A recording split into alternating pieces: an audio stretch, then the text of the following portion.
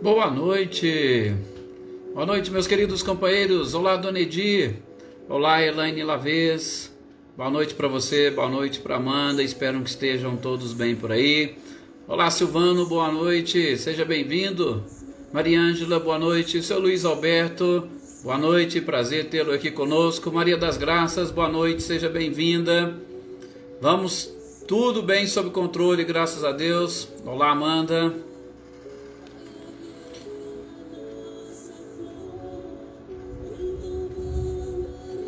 Olá, Marcileia, Débora, boa noite, Débora, tudo bem? Mais uma vez, muito obrigado, Débora, pelo carinho, pela acolhida aí em Americana, por essa equipe, por esse grupo maravilhoso. Boa noite, Marcileia, seja bem-vinda também, Marcileia, e a todos os seus compartilhamentos, Marcileia. Aí a Renata, a Cristiane, boa noite. Renata Gomes, boa noite também para você. Emerson Martins. Olá, Claudionô, boa noite também, seja muito bem-vindo. Rick Sanches, boa noite. A gente também estava, né, Dona Edi? A gente já acostumou tanto... faz falta, né, esse contato, essa conversa, ainda que virtualmente, né, de longe, faz falta sim, a gente sente saudades e principalmente, né, queria reencontrá-los. Há quanto tempo, né, que a gente não se vê. Boa noite também aqui para o William, para a Ângela, para a Dona Guiomar, para a Eloá, para o Iltinho. Olá, Valdete.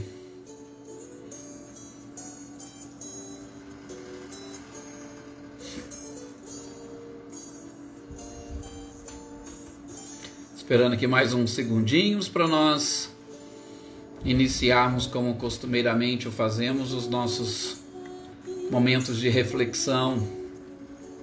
Os nossos momentos de reflexão neste período, que nós sabemos com certeza um período muito delicado para todos nós, para o nosso país principalmente. Boa noite, Adaí, seja muito bem-vinda. Olá, Célia, bem-vinda também. Aninha e Adriano Borges, boa noite para vocês.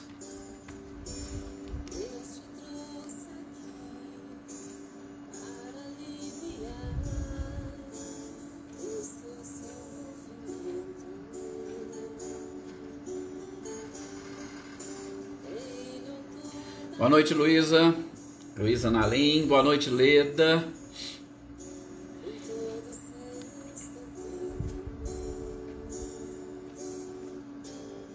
Agora está no nosso horário de nós iniciarmos.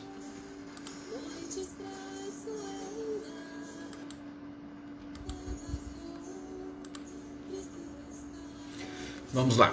Convido a todos vocês agora nesse instante para juntos elevarmos o nosso pensamento. Inclusive, mais uma vez, queridos amigos e companheiros, ressaltando a todos vocês a importância da oração na nossa vida, a importância deste momento de conexão com o Criador. A gente tem falado bastante, eu particularmente nas minhas exposições, sobre essa possibilidade de nós alterarmos, através da neuroplasticidade ou da própria resiliência, que são palavras parecidas e muito utilizadas ultimamente, e em especial quando nós aliamos a prece e a oração, nós temos essa capacidade de nos modificarmos, nos adaptando às novas experiências, à realidade e, sobretudo, nos adaptando de acordo com os conhecimentos que nós vamos adquirindo. Então, a prece, a oração, é um instrumento importantíssimo nesse momento de conexão com o Criador, para que nós estejamos capacitados ou preparados para perceber melhor todas essas energias e fluidos que nos envolvem e, sobretudo, para termos a certeza da ingerência de Deus e de todas as suas leis sobre todos os acontecimentos da vida. Isso nos ajuda a desenvolver a fé. Isto é a própria fé. Portanto, que nesses instantes, com os pensamentos elevados ao mais alto, nos conectemos também com o nosso anjo de guarda e juntos busquemos do Mestre amado e querido Jesus as energias, sobretudo de cura, que todos nós precisamos para as alterações ou para as mudanças em toda a nossa estrutura física e espiritual. Sobretudo, que nós consigamos fazer isso num ambiente de paz, sentindo esta tranquilidade e, sobretudo, sentindo a presença de Jesus. Com todos os nossos amigos, com todos vocês aqui juntos, nós podemos ampliar esta nossa capacidade. Portanto, que juntos também, não somente percebamos, mas acima de tudo que possamos também emitir energias e vibrações, atingindo a toda a humanidade. Que assim seja. Principalmente, nos nossos últimos contatos, nas nossas últimas reuniões, a gente tem buscado exatamente trabalhar aqui essa questão da oração, a necessidade de nós desenvolvermos cada vez mais a nossa oração, para que a gente desenvolva também a fé neste Pai magnânimo, justo e perfeito, que muitos de nós às vezes esquecemos ou os abandonamos. Então, meus queridos, às vezes a gente explora um pouquinho mais esses momentos, essa prece inicial, para que a gente vá desenvolvendo, eu aqui e vocês aí, essa capacidade que nós temos de conversar com o Criador, que às vezes a gente usa muito pouco. E a gente tem lembrado aqui, lembramos também na nossa exposição em Americana, Débora? E lembramos aqui também a questão 660 de O Livro dos Espíritos, onde Kardec pergunta sobre essa prece e, de modo muito especial, como que a prece ela pode nos auxiliar. É porque através de uma prece sincera, Deus irá destacar determinados espíritos para que eles nos acompanhem, para que eles nos assistam, para que eles nos auxiliem. E muitas das vezes nós precisamos deste auxílio, deste amparo, dessa proteção. Então, que nós possamos e consigamos nessa sequência desenvolver cada vez mais a oração. E cada um de vocês desenvolva essa oração, aquela sentida do próprio coração. Repitam as palavras, se vocês quiserem falar, repitam as palavras que vêm do coração, numa conversa sincera com o Criador. Sejam autênticos com o Criador e ouçam aquilo que o Criador também deseja lhes passar, ok? Bom, mais uma vez aqui, me permitam cumprimentar o São Milton, Dona Edith está aí do seu lado. Aquele forte abraço, São Milton. Vamos aqui juntos continuar aqui os nossos estudos, Rosângela, boa noite, muito obrigado também pela sua presença e em especial por todos esses compartilhamentos que você tem procurado fazer, ajudando a difundir essa doutrina maravilhosa, a doutrina do próprio Cristo.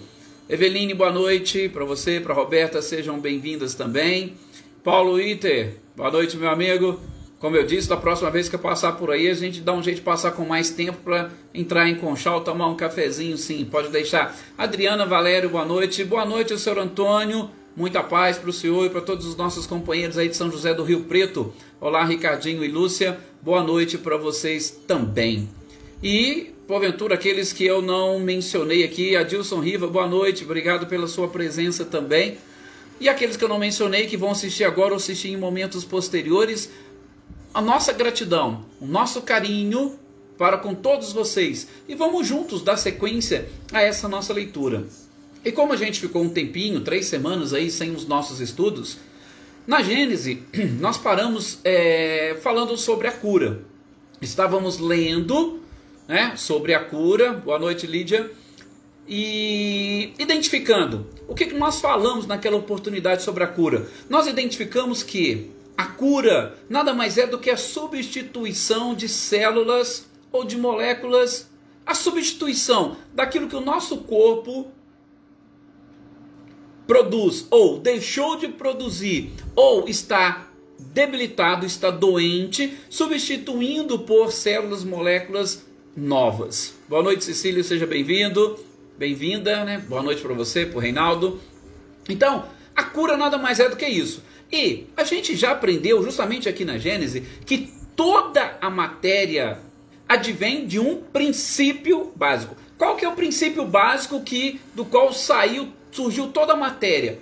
O fluido cósmico universal. O fluido cósmico universal envolve todo o universo, ou seja, tudo está, ou nós estamos inseridos dentro deste fluido cósmico universal, que é este hálito divino, chamam como quiserem.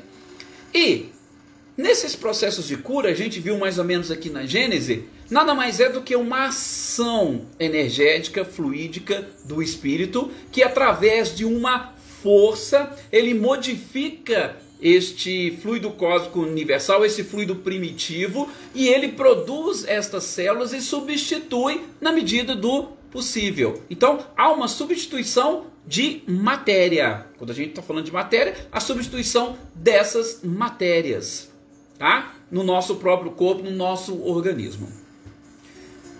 Lógico que nós estamos falando de matéria, a gente está falando de princípio material, então aquilo que não é princípio material só pode ser espiritual. Mas mesmo o princípio espiritual a gente não pode esquecer, ele é envolvido pela matéria. O perispírito é matéria.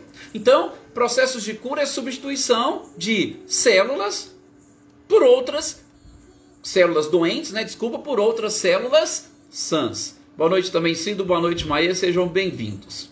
Bom, isso foi mais ou menos o que nós vimos. E a gente também identificou, no nosso último estudo, a questão do magnetismo. Esse magnetismo é exatamente o quê? Aquela atuação que nós temos ou que nós fazemos para encaminhar ou para endereçar a determinadas pessoas este fluido, para que este fluido modificado, transformado, para que ele substitua as partes doentes pelas partes sãs. E dentro desses fluidos, nós falamos que, ou melhor dizendo, dentro do magnetismo, nós falamos que existe o magnetismo puro, que é do corpo, ou do médium, ou do magnetizador. É bom a gente deixar isso claro, é separar o magnetizador do médium, eu já explico daqui a pouco.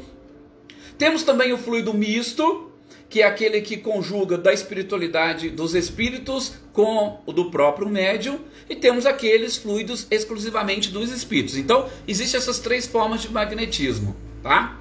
Boa noite também para aqui o seu Antônio, o José Ricardo, sejam bem-vindos. Então, gente, basicamente o que nós falamos foi isso.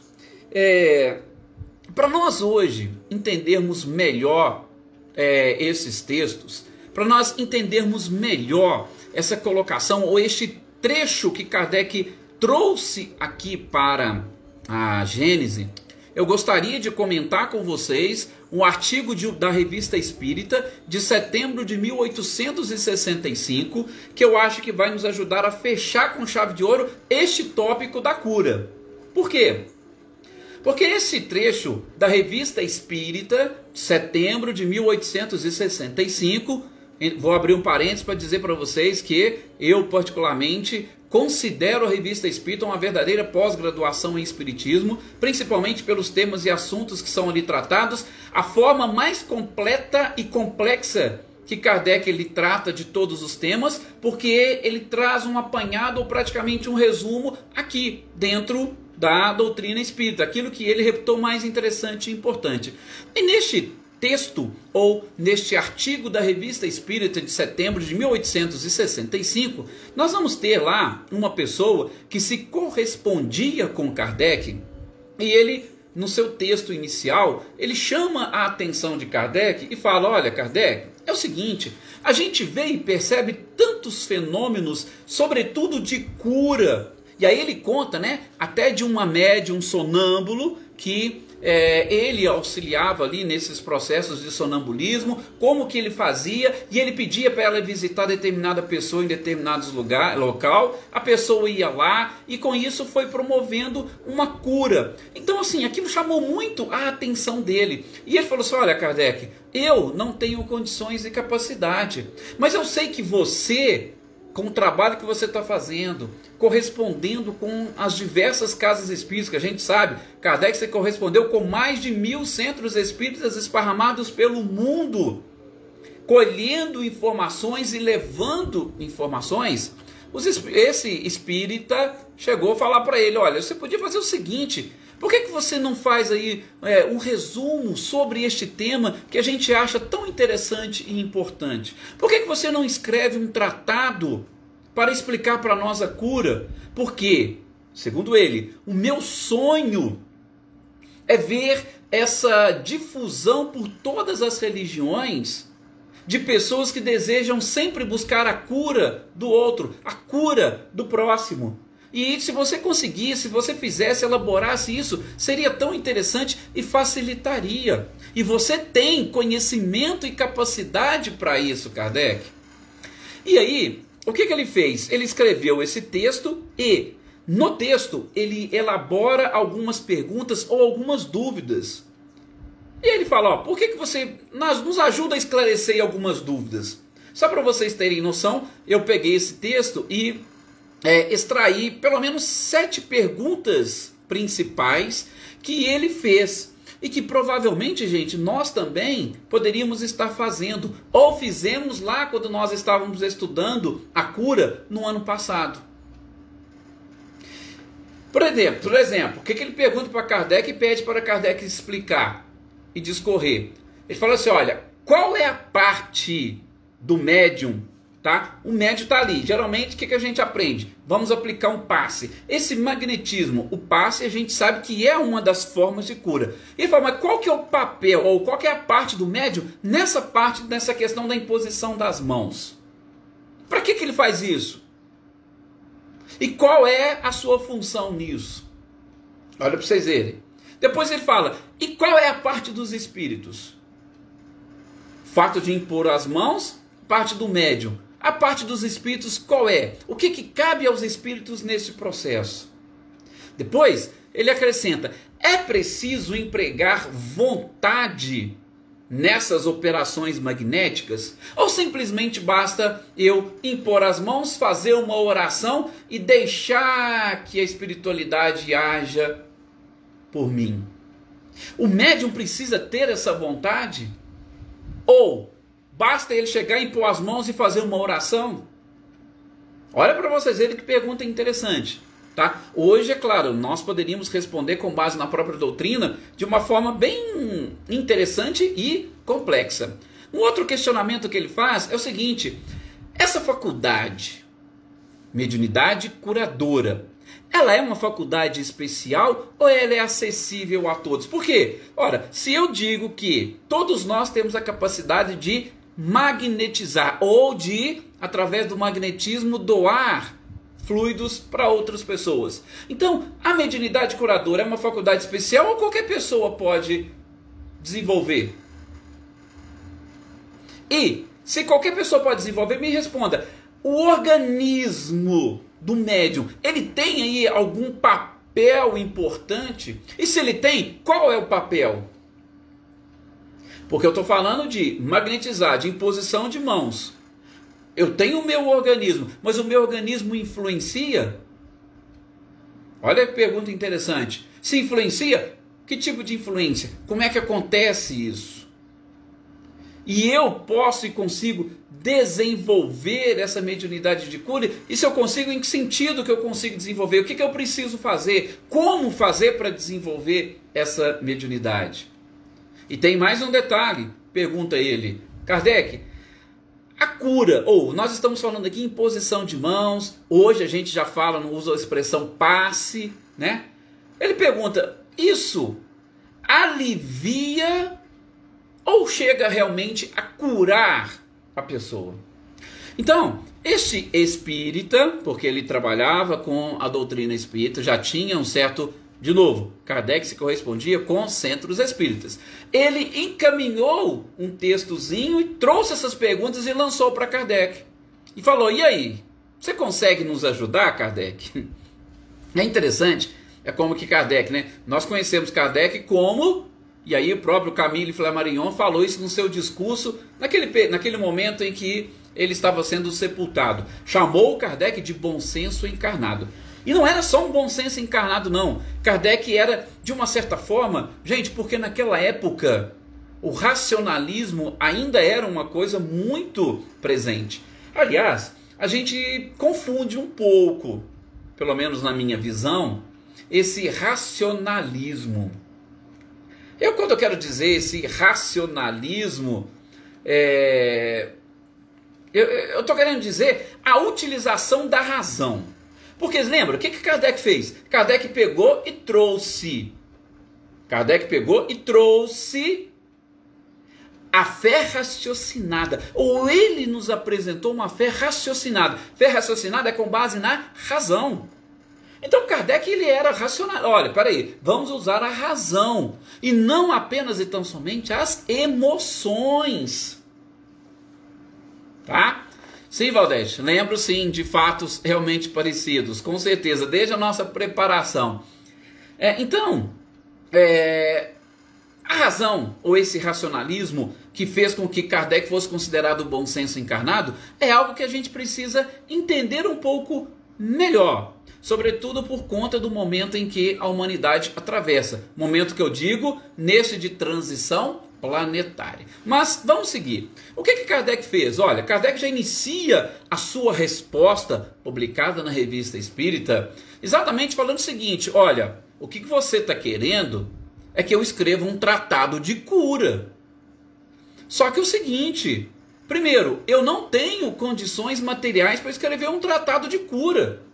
Gente, quanto tempo Kardec gastaria para escrever um tratado? E quando a gente fala um tratado, você imagina, hoje, se você pegar um livro aí, na minha área, por exemplo, do direito, eu vou escrever um tratado de direito, dependendo do tema, você vai escrever no mínimo um livro de 700, 800 páginas.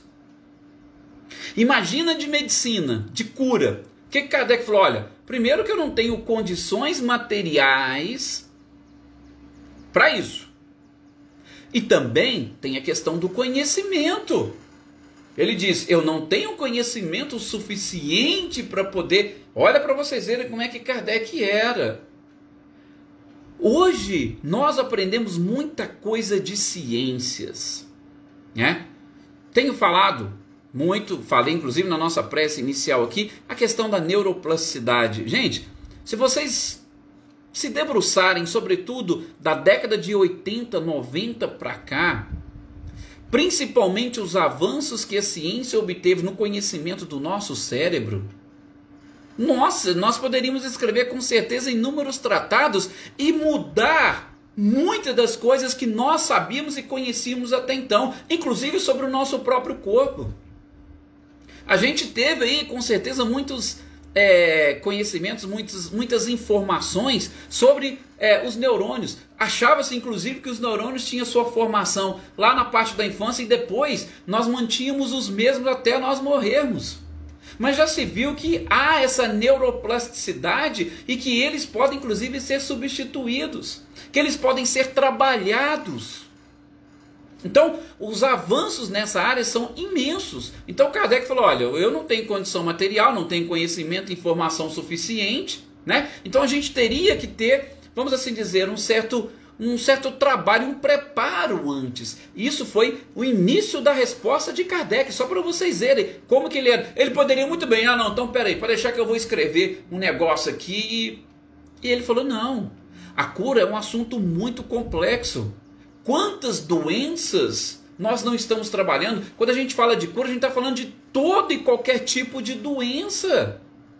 Imagina lá na época de Kardec, quantas doenças que eles conheciam. Agora imagina hoje, quantas doenças nós temos. Vocês imaginem, nós temos trilhões e trilhões de células. Cada uma dessas células doentes pode representar alguma coisa ou uma doença diferente. Então, precisaria de tempo, precisaria de material, precisaria de estudo, precisaria de muita coisa que o próprio Kardec falou que não dispunha ali naquele momento. Depois, Kardec vai dizer agora, olha, nós, na nossa doutrina, nós temos muitos pontos, porque esse trecho está na Revista Espírita de setembro de 1865. Nessa oportunidade, só faltava Kardec escrever a Gênese, os outros livros já tinham saído, já tinham sido publicados. Faltou só a Gênese, que é de 68. Então, Kardec falou, olha, nós temos aí no Livro dos Médiuns algumas informações, nós temos no Evangelho segundo o Espiritismo outras informações, então já tinham informações espalhadas nas outras revistas espíritas, já tinham também informações, tá? Então, tudo isso Kardec foi informando, mas ele não ia deixar de responder àquele confrade. E aí eu separei também vários tópicos deste texto da Revista Espírita. Repito, por que eu fui na Revista Espírita? Porque ali Kardec trata de uma forma um pouco mais aprofundada esses tópicos e essas perguntas que aquele espírita fez, mas que provavelmente muitos de nós poderíamos fazer hoje. E seria um estudo bem interessante para nós, por exemplo, se fôssemos aplicar um curso de passes, para a gente dar uma olhada e falar para as pessoas, olha, vem cá, ó, vamos dar uma olhada nisso aqui que Kardec falou? Olha o que está na Revista Espírita, porque tem muitos textos sobre isso, tá? Então, eu separei aqui 13 tópicos. A gente começa hoje, se não der para terminar, a gente termina no nosso próximo encontro, tá?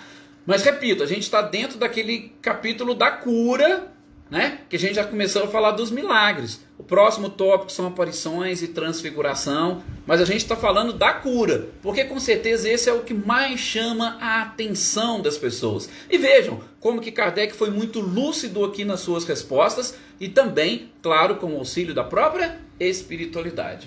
Primeira coisa que Kardec chama a atenção, porque o caso que ele cita daquela sonâmbula que ele, enquanto estava nesse processo sonambulista, ele pedia para visitar, ela ia lá e prescrevia uma receita. E aí Kardec já fala com ele primeiro, olha, é o seguinte, se a médium está indo lá e está prescrevendo uma receita, ela não é uma médium curadora. Não. Se ela simplesmente prescreve, se ela anota, ela é um médium escrevente. Olha para vocês verem como é que Kardec vai longe. Por quê? Ó, ela simplesmente escreve. O espírito dita, ela escreve e entrega para a pessoa. Isso é um médium de cura? Não. É um médium escrevente. Ele escreve o que o espírito dita e entrega para a pessoa. Aqui está a receita. Só você pegar, seguir, cumprir isso aqui, você vai obter a sua cura. Então, isso não é um médium de cura, é um médium escrevente. Então, Kardec, de novo, bom senso, ele vai separando tudo nos seus devidos lugares. Isso, gente, é a gente utilizar principalmente a razão, esse racionalismo que nós estamos falando, que às vezes a gente confunde, tá?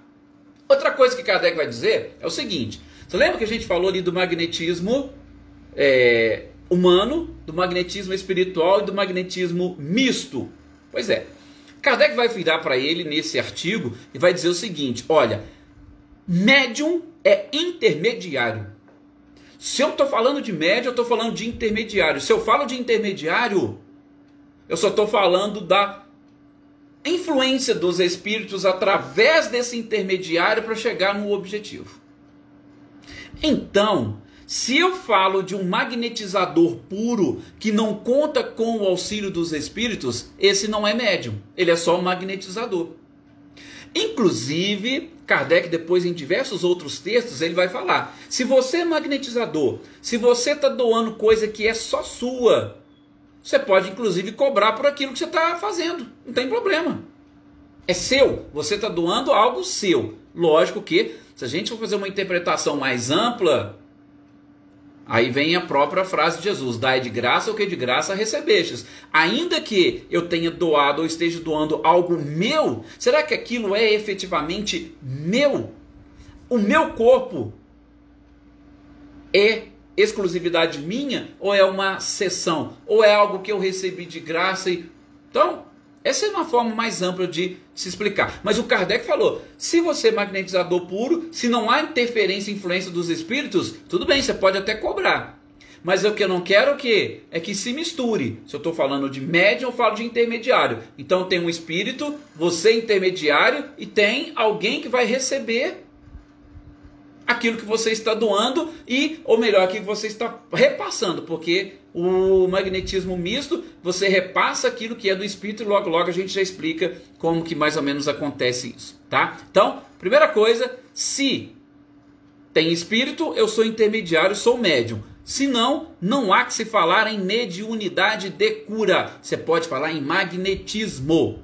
Ponto. Não é mediunidade de cura. Mediunidade, médium, intermediário, espírito, médium e paciente. Beleza?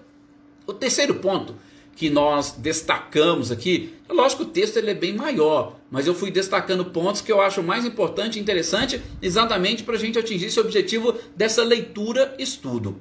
O outro ponto que ele vai falar é que o fluido, nós estamos falando agora do magnetismo e do fluido do corpo ou do espírito. O fluido propriamente dito, como diz Kardec, ele está, se ele é meu, impregnado daquilo que eu tenho ou daquilo que eu sou. Tanto é que Kardec vai utilizar a expressão fluido impregnado de impurezas físicas e morais do próprio magnetizador. Lembra daquela pergunta que ele fala sobre a influência do organismo, se existe? Pois é. Gente, se eu estou como magnetizador, se eu estou aqui para levar a alguém alguma coisa, ainda que seja só meu, eu estou doando aquilo que eu tenho, porque ninguém pode dar aquilo que não tem.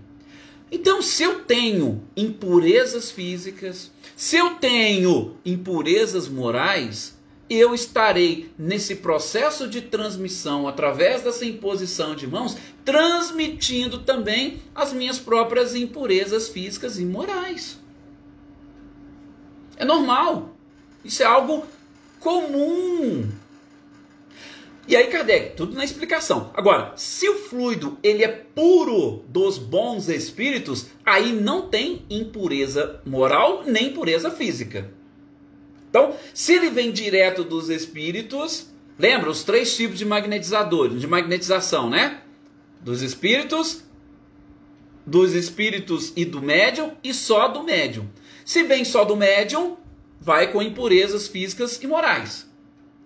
Se vem só dos espíritos, ele vai puro.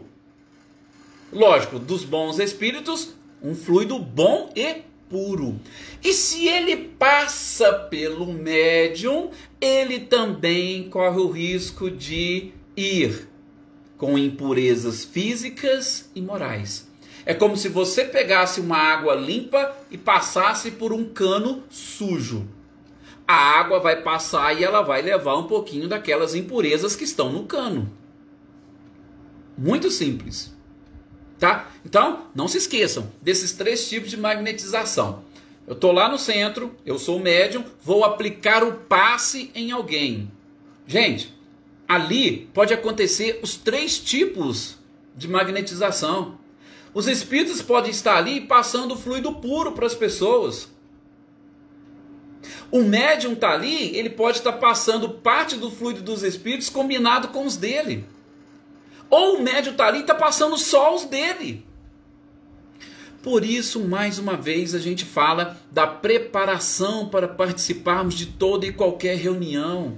Vocês estão dentro de um templo religioso. Vocês estão dentro de uma casa espírita. Se coloquem naquela condição. Por quê? Porque se vocês estiverem recebendo os fluidos diretamente dos espíritos, esses fluidos são puros. Pode ter certeza que se eles estão ali, eles estão transmitindo. E você tem essa capacidade de receber. Se você se colocar apto a isso. Porque também se você se fechar, você tem um livre-arbítrio. Eu não quero receber nada. Qualquer energia que chega, bate e volta. Então, se coloque nessa condição. Ah, mas eu tenho que receber o passe só com fulano. Não se preocupa. Por quê? Porque ali naquele momento você pode estar recebendo um fluido muito puro dos espíritos, diretamente dos espíritos. É isso que na oração a gente faz. Quando você vai fazer uma prece, os espíritos chegam ali, eles estão doando um fluido puro para você. Daí muita gente tem aquela dúvida: ah, mas será que eu recebi alguma coisa? Não, você recebeu. Às vezes você recebeu um fluido tão puro que você tem até dificuldade de perceber. Mas é claro que recebeu. Numa oração, numa prece sincera, você recebe sempre. Ok? Então, Kardec vai trazer essa explicação para a pessoa dos 3 tipos de fluidos: dos espíritos, misto ou do próprio médium. Tá? É lógico que se a gente estivesse fazendo um curso de passe, a gente explica para a pessoa: ó, você quando vai receber o passe, você pode utilizar-se inclusive de um filtro para que as energias ou os fluidos que não lhe interessam não sejam repassados para você. Mas isso a gente deixa uma próxima oportunidade, tá? A gente ainda vai voltar a falar sobre isso, principalmente sobre a participação nossa em reuniões espíritas ou em reuniões em qualquer local. Você está lá dentro da igreja, uma igreja evangélica, é a mesma coisa. Você está se colocando em condições de oração, os espíritos estão ali passando fluidos puros para você. Não se preocupe, independentemente de onde você estiver. Aí sim, agora, quando a gente está falando do médium, e aí faz parte daquelas perguntas dos desdobramentos. Se você está falando de um médium, todos nós deveríamos nos preparar para a mediunidade. E como que eu me preparo para a mediunidade? Alterando as minhas características, principalmente as minhas características morais. Principalmente, por quê? Porque quando eu vou alterando essas minhas capacidades, quando eu vou alterando as minhas características, eu vou deixando de ser um instrumento impuro para ser um instrumento mais puro possível. Eu vou limpando o cano por onde a água que vem da espiritualidade vai passar. Então Kardec chama essa atenção. Se você trabalha no seu processo de depuração, a espiritualidade vai utilizar muito mais você do que outras pessoas que não estão. Trabalho é isso. Por que o Chico Xavier escreveu aquele monte de livro? Por quê? Porque ele era o instrumento mais puro possível. E aí pode passar qualquer coisa por ele, por quê? Porque a influência dele vai ser muito pequena. Já vi textos de Emmanuel, informações de Emmanuel, onde ele diz o seguinte: que o Chico, ele tinha mais ou menos em torno de 90 e poucos, 94, 95% de confiabilidade, ou seja, ainda tinha 4, 5% ali que poderia ser do próprio Chico, o Chico. Mas, nesse mesmo texto, agora eu não me recordo, tem muito tempo que eu li, Emmanuel fala que a maioria de nós não conseguimos desenvolver mais do que 30% de confiabilidade ou de pureza na transmissão de uma mensagem. Então, este papel e o trabalho do médium na sua depuração, ele é muito importante. Não é chegar assim: ah, eu vou chegar lá no centro agora, ou tal, pronto, ou o padre chegar, eu vou chegar lá, vou celebrar essa missa e eu já sou o médium. Não. Ou o pastor chegar lá. Não, ele tem que trabalhar nesse processo de depuração. As coisas não acontecem automaticamente. Você não vira santo, nem quando desencarna e nem na hora que você vai começar um culto ou começar algum tipo de trabalho. É um processo. Então, você chegou lá para poder ministrar um passe, que você esteja preparado para fazer isso. A gente vai falar daqui a pouquinho não, né? Vai ficar para o nosso próximo encontro, essa questão da vontade, o quanto a vontade auxilia. Aliás, se não me engano, num livro do Salvador Gentili, chamado Passe Magnético, ele fala muito, ele toca muito nesse tópico da vontade. Porque também, gente, é claro, se você for falar assim, ó, eu vou esperar a pessoa se desenvolver, conhecer e se depurar para aplicar um passe, nós não vamos ter nenhum passista aqui na face da Terra. Por quê? Nós estamos no mundo de provas e expiações, não tem seres perfeitos aqui. Então essa vontade, ela supre sim algumas dificuldades que nós temos, isso é normal. Ok? Mas a gente não pode esquecer deste processo de depuração. Por que Jesus, e a gente vai falar isso também depois, só para dar uma aguçada aqui para o próximo encontro. Por que Jesus conseguia praticamente 100%, pelo menos daquelas que foram relatadas para nós, daquelas curas? Por que Jesus conseguiu uma cura total e instantânea? Gente, porque Jesus, primeiro, o próprio Kardec diz, ele não era médium. Por quê? Ele não precisava de ser intermediário de ninguém, porque ele já sabia, ele conhecia e ele tinha todos os fluidos que ele precisava. Claro. Agora, nós, se formos fazer isso com alguém, nós vamos ter que fazer o quê?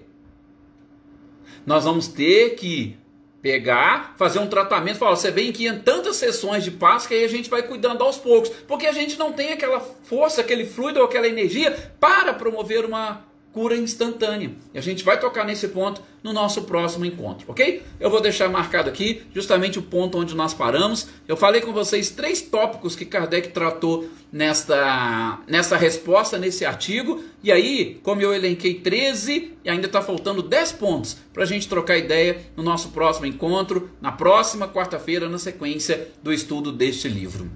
Então, mais uma vez, agradeço a todos vocês por essa oportunidade, agradeço a vocês pelo carinho, pela participação e espero que essas informações trazidas pelo codificador possam calar fundo no coração de todos vocês, para que vocês disseminem esta ideia de que a cura, ela existe. E a gente vai ver, você dentro da sua casa, você pode doar magnetismo para quem você quiser, tá? O Wagner até colocou uns negócios aqui, depois eu te respondo, Wagner, e explico no nosso próximo encontro, tá? Por conta do nosso horário aqui. Então, você vai conversar com alguém, você pode doar, faça isso, doe, você tem condições, mas não se esqueça sempre de se elevar, principalmente para que a espiritualidade nos auxilie nesse processo de depuração dessas energias que nós vamos doar, para que não chegue no outro nada que possa prejudicá-lo, apenas e tão somente aquilo que possa auxiliá-lo.